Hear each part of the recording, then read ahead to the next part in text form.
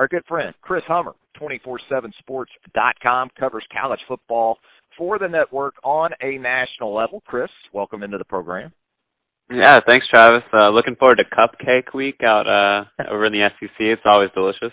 Yeah, there's always a lot of backlash, it seems like, from around the country in relation to this weekend in the Southeastern Conference. Chris, I'm just not so sure that people, their angst is that they miss the week-to-week big games there are in the league. It's kind of like it's a letdown, not only in the Southeastern Conference, but, if you're a college football fan in general, right, you want the SEC with those 3 or 4 games a week that actually means something. Yeah, I mean, just as a fan, I'd love to see an extra cross-divisional game in there. It'd be nice if the league played one more. It would give us an opportunity to maybe see a Florida clash with Texas A&M randomly during the season more frequently.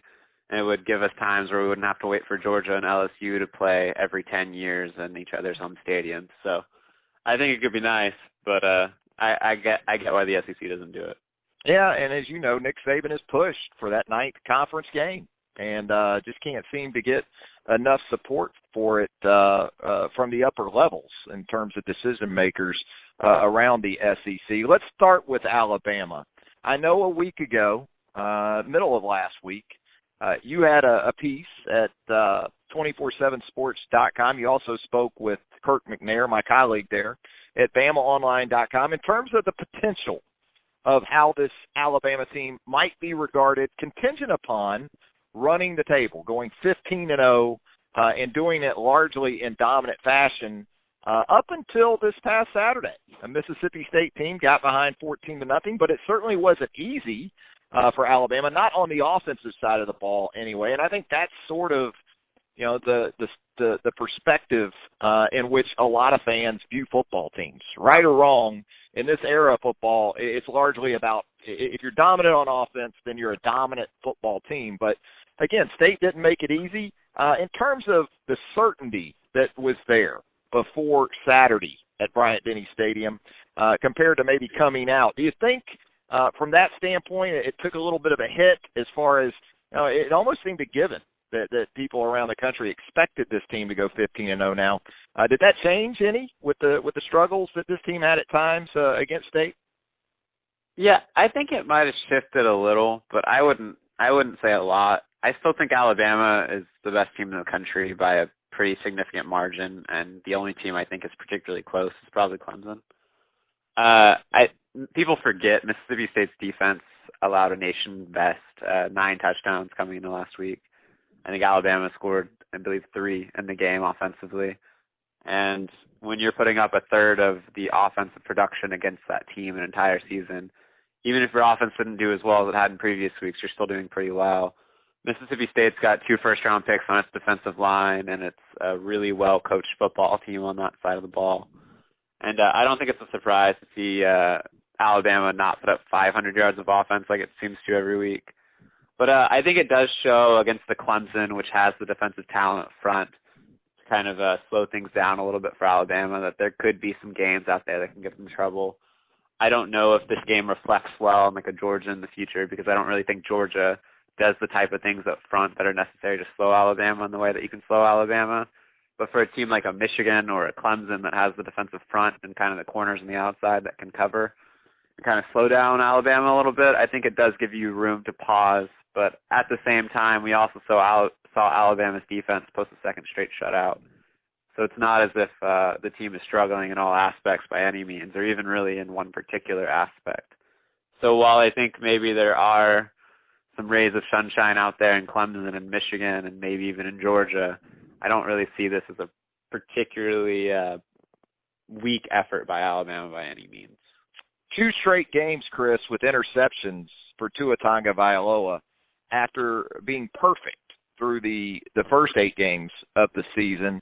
When we start looking towards early December and how this Heisman Trophy race is going to shake out, where do you have Tua right now? Is he still, in your opinion, right there at the forefront of that mix? Or, do we have to really start looking at Kyler Murray, who's had just an incredible year at Oklahoma? Can Gardner Minshew, the great story up at Washington State, can he at least get to New York City, in your opinion? Yeah, isn't it crazy with Gardner? He was just like this close to being Alabama's backup quarterback this season potentially, and now he's in the Heisman discussion at Washington State.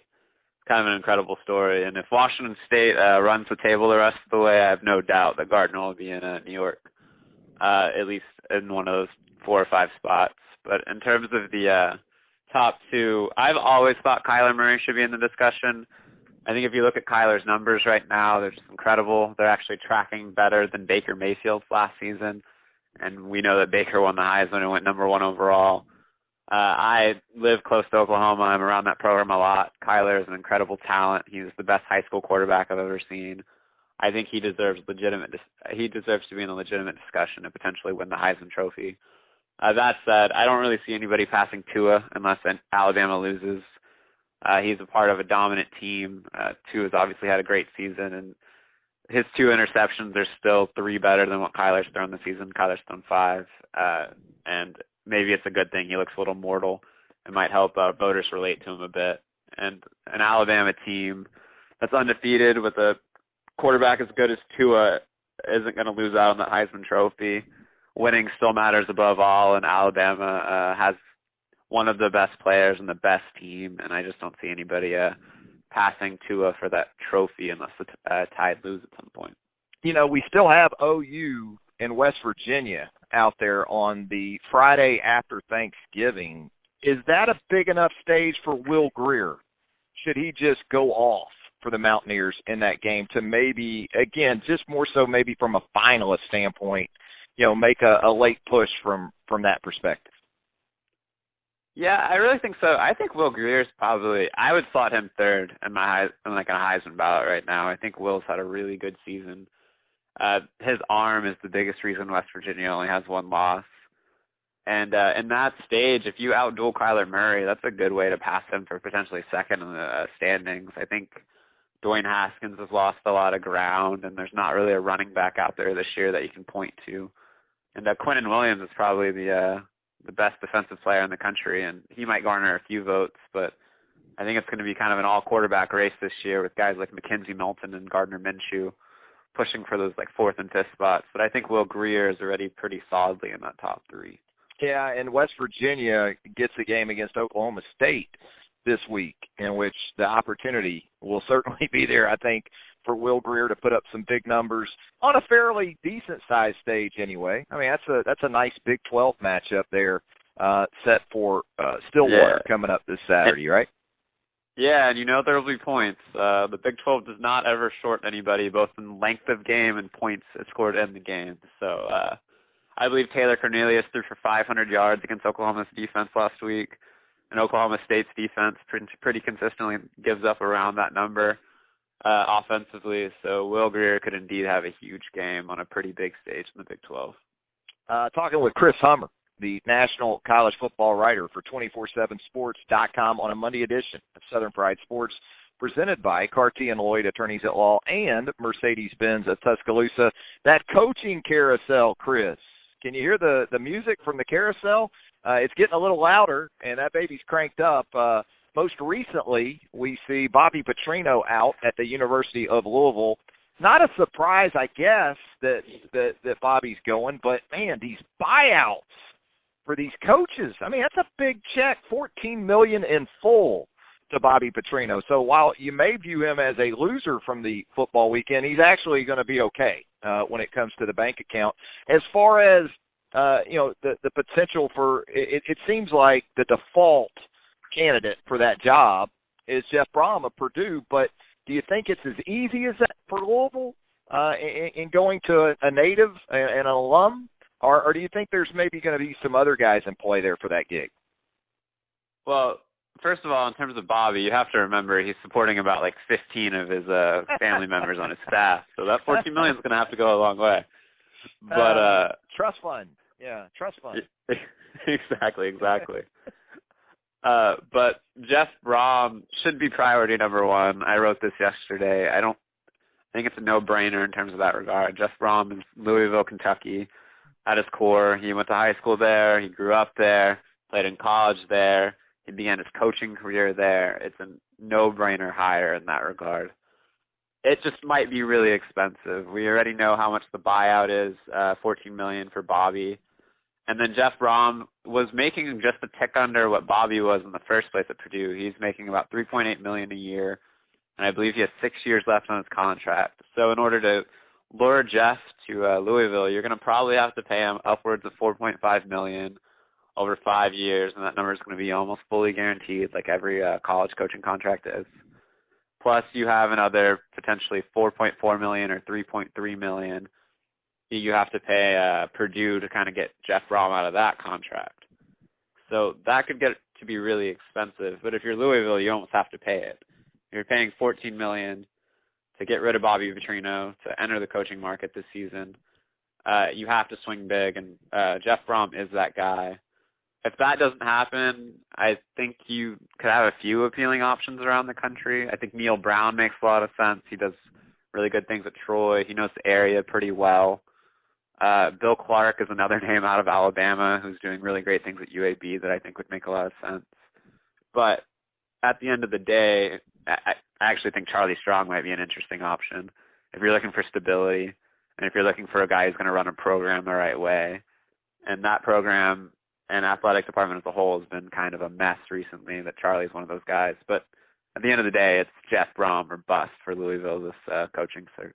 And you said it about that athletics department. You still got the Rick Pitino situation sort of looming over that entire organization up there. Let's talk about maybe the most bizarre sequence or exchange in the history of sports Twitter. I'm not going to say all of Twitter because goodness knows every day it gets a little more and more bizarre. But in the existence of sports Twitter, Chris, have you ever seen anything like this Tom Herman and Zack Smith deal in the last 24 hours? I don't, that even blew me away, and I thought I'd seen just about everything.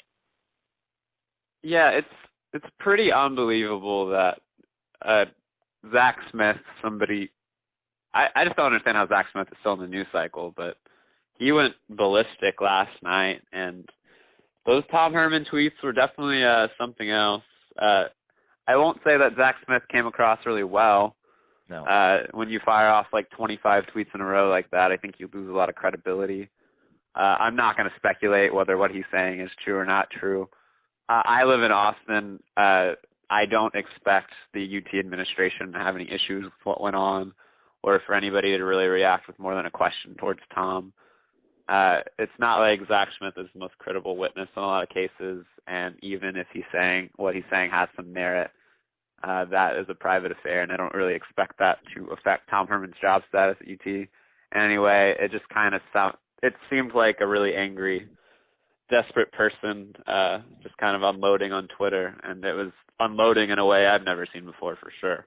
Yeah, I don't think Zach is going to be in the coaching business anymore, and more importantly, you're putting your own family through this too. And I don't know if Zach has that sort of 10,000 foot above perspective of it. At the end of the day. Yeah, and he still has his children in his profile photo, and he's doing things like this on Twitter. I think it's absolute nonsense that he'd try to put his family like this through that.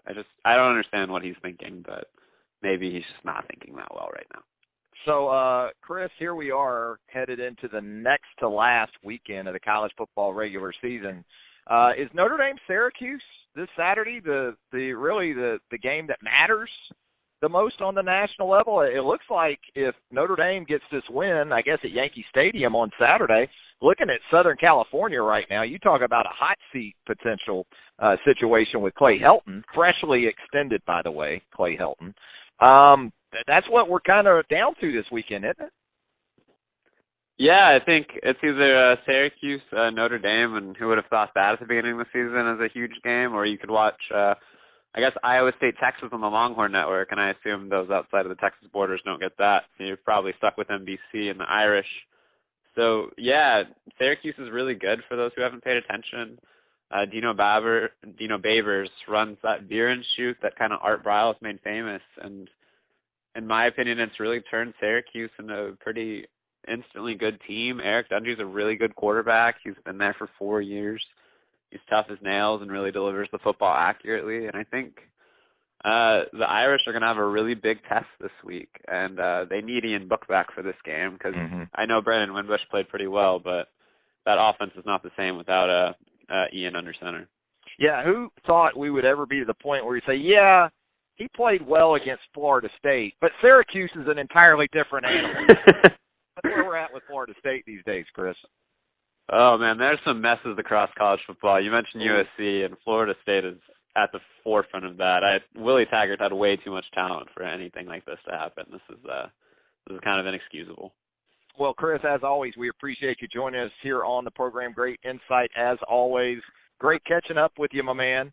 Chris Hummer of 247Sports.com. Thanks a lot, Chris. Yeah, thanks for having me on, man.